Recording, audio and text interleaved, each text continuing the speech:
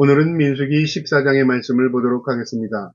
이 14장의 내용은 이스라엘 민족이 애굽에서 출애굽한 이후에 가나안 땅에 들어가기 전에 광야 생활 가운데 있었던 불신앙의 사건인데요.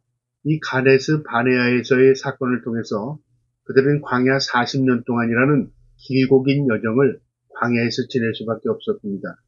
이 이유가 바로 오늘 본문에 있는 내용입니다.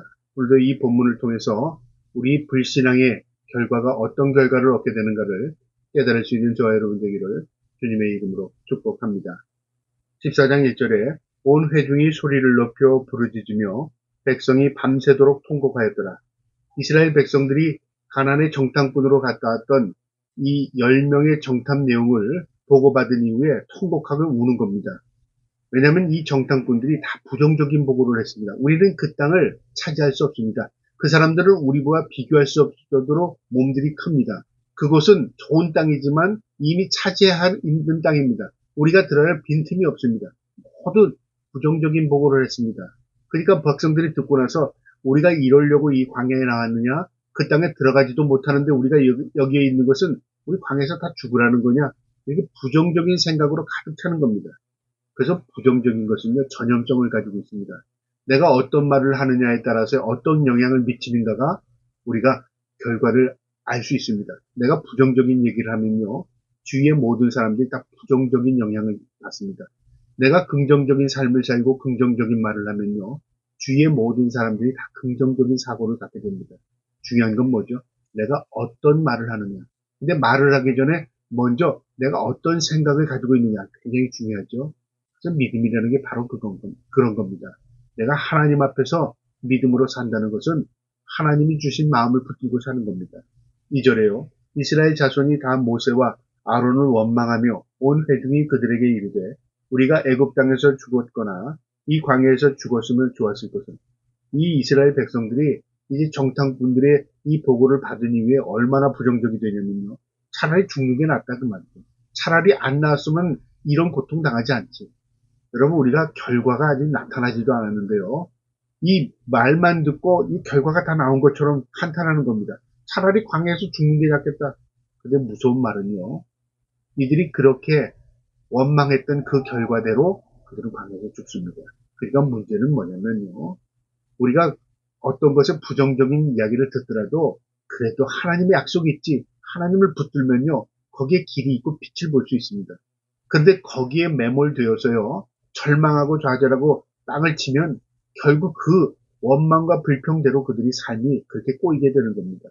이 광야에서 죽었으면 좋았을 것을 어찌하여 여호와가 우리를 그 땅으로 인도하여 칼에 쓰러지게 하려 하는가? 우리가 처자가 사로잡히니 애굽으로 돌아가는 것이 낫지 아니하느냐?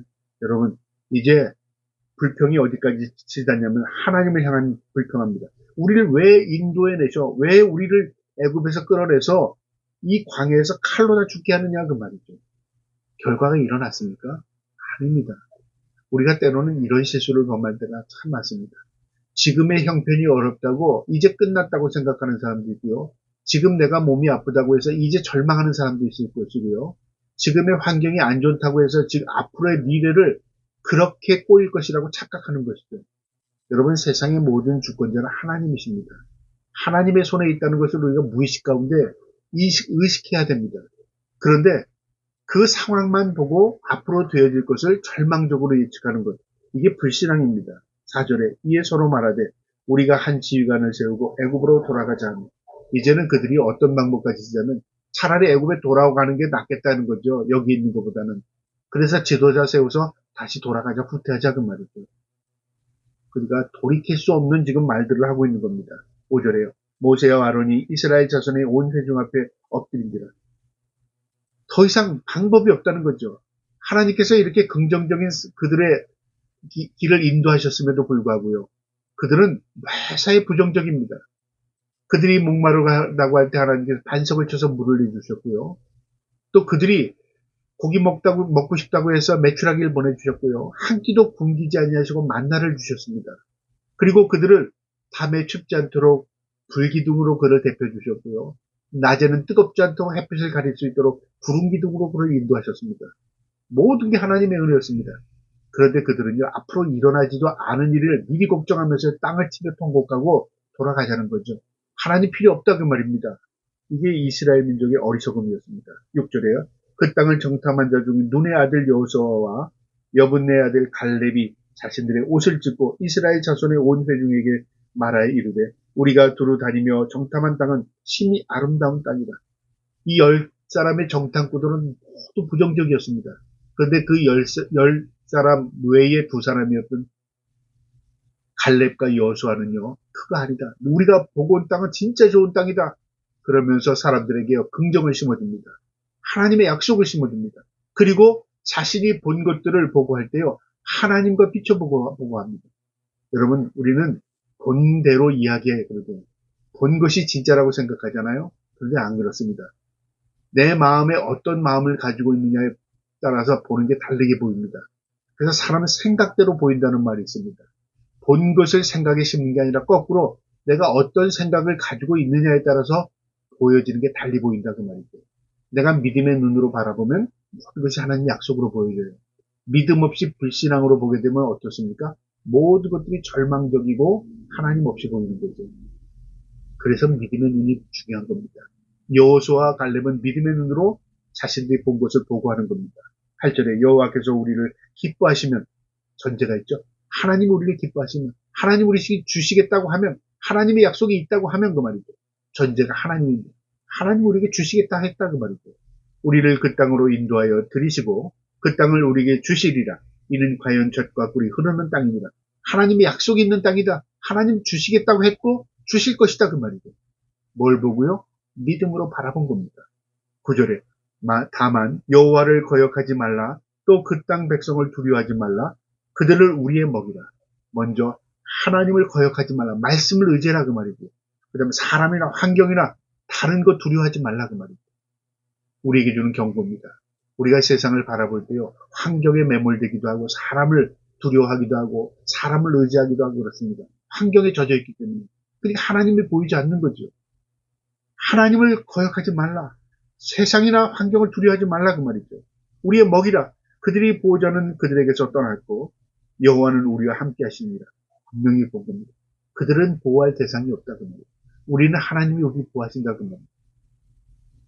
그들은 두려워하지 말라. 하나, 온 회중이 그들을 돌로 치려 하는데 그때 여호와의 영광이 회막에서 이스라엘 모든 자손에게 나타나니라. 하나님이 보시다가 이들의 위기 상황 가운데 하나님 개입하시는 겁니다. 하나님이 그동안 왜 개입하지 않으셨죠? 그들이 어떤 마음으로 하나님의 약속을 받아들이는가 보고 계신 겁니다. 근데 그들은 하나님의 약속을 다 망각한 겁니다. 오직 여호수아와 갈렙만이 하나님 말씀 붙들고 있습니다. 하나님 누구 편이죠? 말씀을 붙드는, 의지하는 하나님의 사람들의 편에 있는 것입니다. 그래서 하나님께서 개입하십니다. 11절에요. 여호와께서 모세에게 이르시되 이 백성이 어느 때까지 나를 멸시하겠느냐? 내가 그들 중에 많은 이적을 행하였으나 어느 때까지 나를 믿지 않겠느냐? 여러분, 믿음이 없다는 게 무슨 표현이냐면 하나님을 무시하고 멸시하는 겁니다. 믿음은 나의 문제만이 아닙니다. 나를 만드신, 나와 약속하신 그분을 우리가 멸시하는 겁니다. 하나님이 이스라엘 민족에게 약속하셨습니다.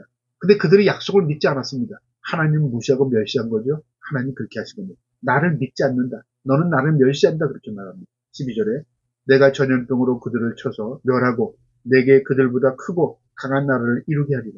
내가 그들을 싹 쓸어버리고 전염병으로 너희 2사람을 통해서 모세와 아론을 통해서 내가 다시 건설하겠다. 하나님의 분노입니다. 모세가 그 이야기를 듣고 어떻게 했나 보세요. 13절에 모세가 여호와께 여짜오되 애굽인 중에서 주의 능력으로 이 백성을 인도하여 내었거늘 그리하시면 그들을 듣고 이 땅 거주민에게 전하리이다. 주 여호와께서 이 백성 중에 계심을 그들도 들었으니 곧 주 여호와께서 대면하여 보이시며 주의 구름이 그들을 위해 섰으며 주께서 낮에는 구름 기둥 가운데서 밤에는 불 기둥 가운데서 그들 앞에 행하시는 것입니다. 모두 이방인들이 안다 그 말이죠. 애굽에서도 소문이 퍼졌다 그 말이죠. 이스라엘 백성은 하나님이 인도하는 백성이라 이미 소문이 다 퍼졌습니다. 그런데 이 일이 그들이 광야에 나가서 다 죽게 되면 어떻게 됩니까? 지금 무엇을 지금 하나님께 의지하는 거예요? 하나님의 영광에 대해서 지금 하나님께 이야기하는 겁니다. 15절 이제 주께서 이 백성을 하나같이 죽이시면 주의 명성을 들은 여러 나라가 말하여 이르기를 여호와가 이 백성을 주시기로 맹세한 땅에 인도할 능력이 없었으므로 광야에서 죽였다 하리이다. 물론 하나님이 그렇게 하셨겠습니까? 그런데 모세가 논리적인 겁니다. 이 백성을 죽이신다면 하나님의 영광 가립니다. 이 백성이 죽이신다면 이웃 나라들 열방이 웃음거리가 될 겁니다. 하나님 그리하지 마옵소서. 처절하게요. 백성들 편에서 하나님께 간구하는 것입니다. 17절에 이제 고하옵나니 이미 말씀하신 대로 주의 큰 권능을 나타내소서. 이르시기를 주 여호와는 노하기를 더디하시고 인자가 많아 죄악과 허물을 사하시나 형벌 받는 자는 결단코 사하지 아니하시고 여호와의 죄악을 자신에게 갚아 3대까지 이르게 하시라 하셨나이다. 하나님이 약속을 붙드는 겁니다. 하나님은 결코 죄악을 무시하지 않습니다. 하나님 벌하시는 하나님이시기도 합니다. 3대까지 그 죄악을 쓸어버리시는 하나님이시기도 합니다. 그러나 하나님에게도 긍휼이 있음을 난 또 압니다. 그 말이죠. 고하옵나니 주의 인자와 강대하심을 따라 이 백성의 죄악을 사하시되 애굽에서부터 지금까지 이 백성을 사한 것 같이 사옵소서. 지금까지 인도하신 그 약속대로 하나님 은혜를 베풀어 주시되 이 이번만 용서해 주세요. 하나님의 긍휼과 자비에 의지하여 기도하는 겁니다. 여호와께서 이르시되 내가 말대로 사하노라. 하나님 그 모세의 강관 기도 부탁을 듣고 하나님께서 그래 내가 네 말을 듣고 사겠다. 용서해 주겠다. 그러나 하나님께서 그 죄를 묵과하지 않으십니다. 20절에 여호와께서 이르시되 내가 말대로 사하노라. 그러나 진실로 내가 살아있는 것과 여호와의 영광이 온 세계에 충만한 것을 두고 맹세하노니 내 영광과 애굽과 광야에서 행한 내 이적을 보고서도 이같이 10번이나 나를 시험하고 내 목소리를 청종하지 아니한 그 사람들은 내가 그들의 조상들에게 맹세한 땅을 결단코 보지 못할 것이요 또 나를 멸시하는 사람은 한 사람도 그것을 보지 못할 것이라. 그러나 내가 용서하겠다. 그러나 불신앙을 가지고 있는 자들은 내가 용서하지 못하겠다. 그들을 지금은 내가 멸하지 않겠지만 그들이 그 약속의 땅을 보지 못할 것이다. 믿지 않았기 때문에. 그들이 그것에 들어가지 못할 것이다. 믿지 않았기 때문에. 맞죠? 믿지 않은 것을 줘야 무슨 의미가 있습니까? 내가 받을 준비가 되지 않았는데 하나님 주신 데 무슨 의미가 있습니까? 그 말이죠. 그들은 믿지 않았다 그 말이죠. 들어가지 못한다 그 말이죠. 그들은 마음이 그곳에 없다. 그래서 그들은 들어가지 못한다 그 말입니다. 그 이야기입니다. 그들은 한두 번이 아니라 그 말이죠. 반복적으로 그들은 불신앙으로 지금 하나님을 원망했다 그 말입니다. 24절에 그러나 내 종 갈렙은 그 마음이 그들과 달라서 나를 온전히 따랐은즉 그가 갔던 땅으로 내가 그를 인도하여 드리니 그의 자손이 그 땅을 차지하리라. 갈렙, 여호수아는 그러지 않았다. 그래서 그들은 노후의 몸이 이끌고라도 내가 그곳에 들어가게 하겠다 그 말입니다. 그래서 여호수아와 갈렙이 들어갑니다. 그리고 그 이후에 20대 전 어린 생명들만 1세대는 다 광야에서 불신앙으로 죽게 되고요. 2세대는 그 하나님께서 그들을 부르토기 잡으셔서 가나안 땅에 다 입성시킵니다. 25절에 아말렉인과 가나안인이 골짜기에 거주하니 너는 내일 돌이켜 홍해 길을 따라 광야로 들어갈지니라. 아말렉과 가나안인들과 부딪히지 말고 이제 홍해 길을 따라 이제 돌아서 이제 광야 길로 들어가라. 하나님께서 모세를 통해서 그렇게 지시한 겁니다. 부딪히지 않게 하기 위해서. 26절에 여호와께서 모세와 아론에게 말씀하여 이르시되 나를 원망하는 이 악한 회중에게 내가 어느 때까지 참으랴.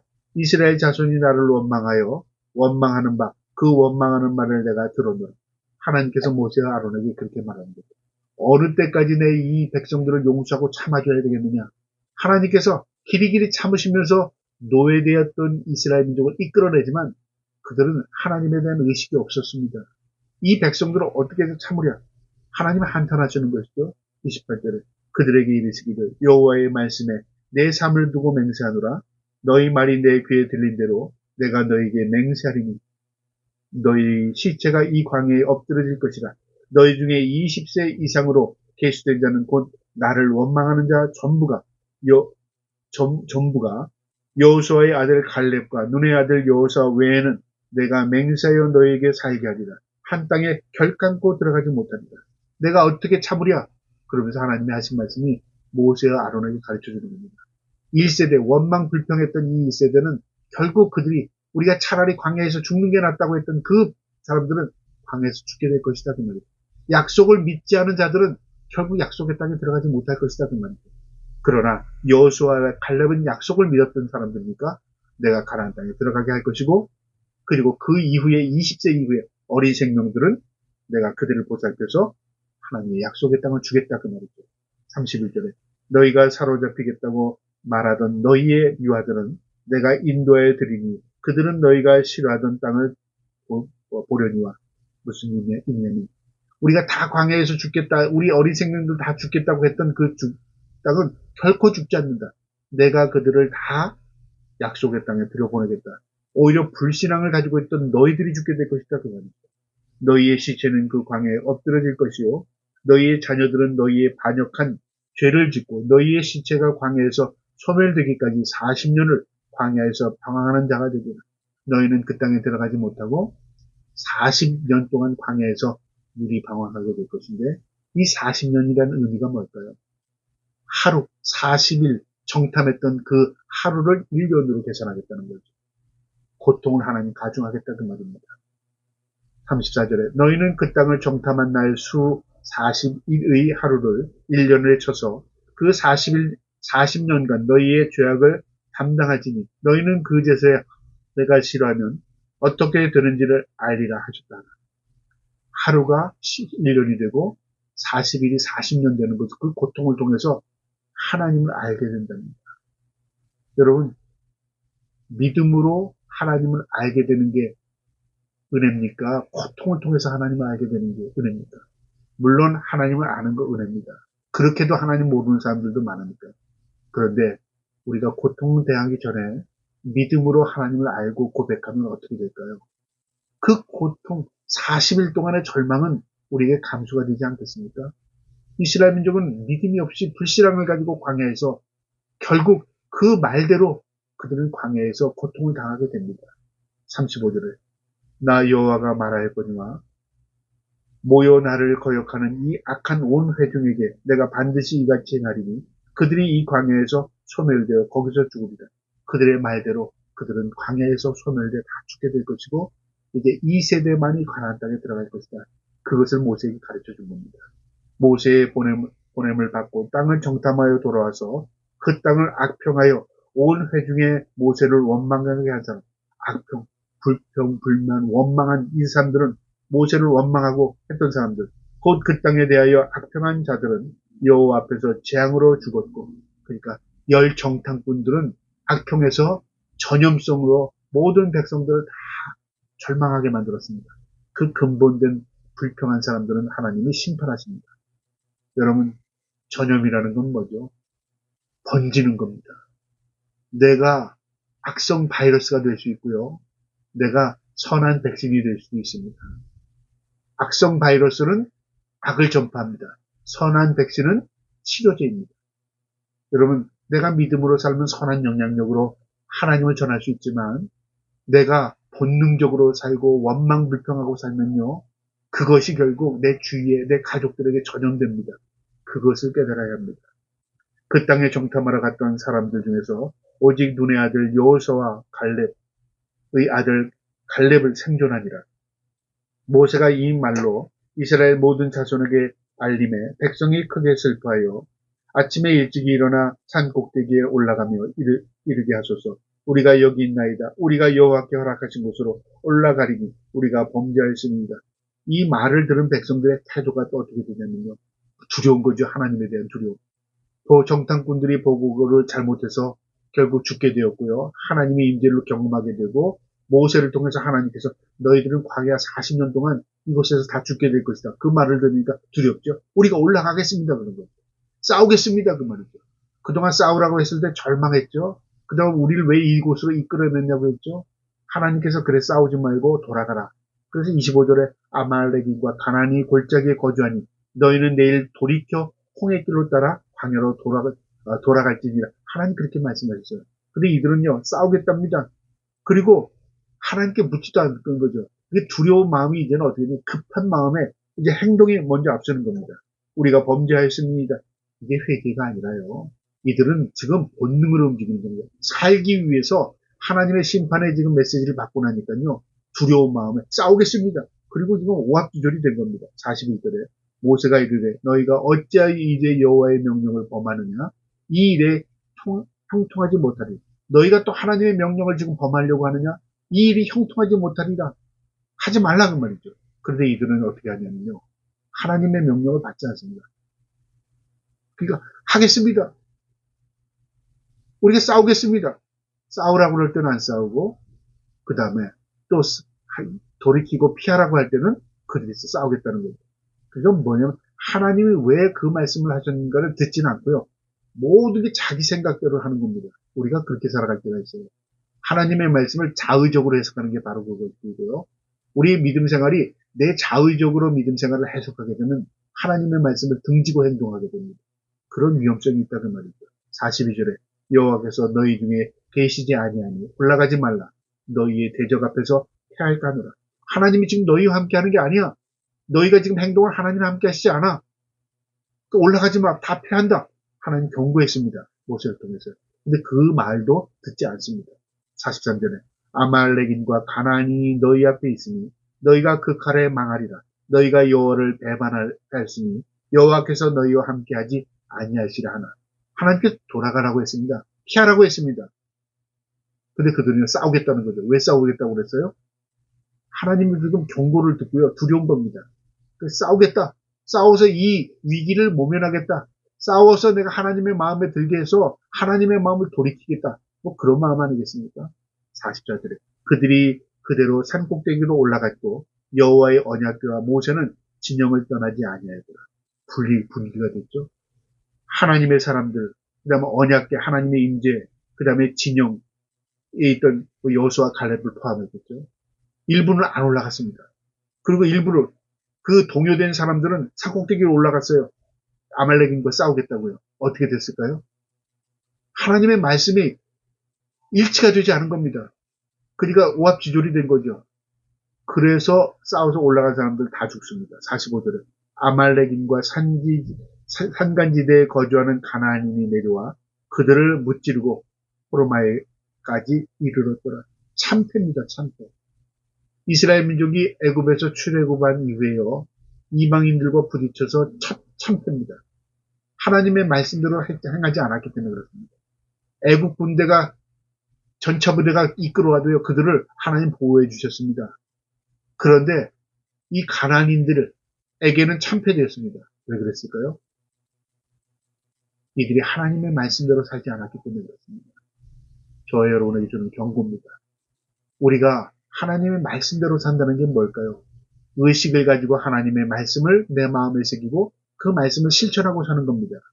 그런데 우리는요, 말씀을 이용하며 살려고 하고요, 또 말씀을 등에 등지고 살려고 하고요, 또 말씀을 왜곡되게 잘못 해석해서 그냥 현실감 있게 살려고 합니다.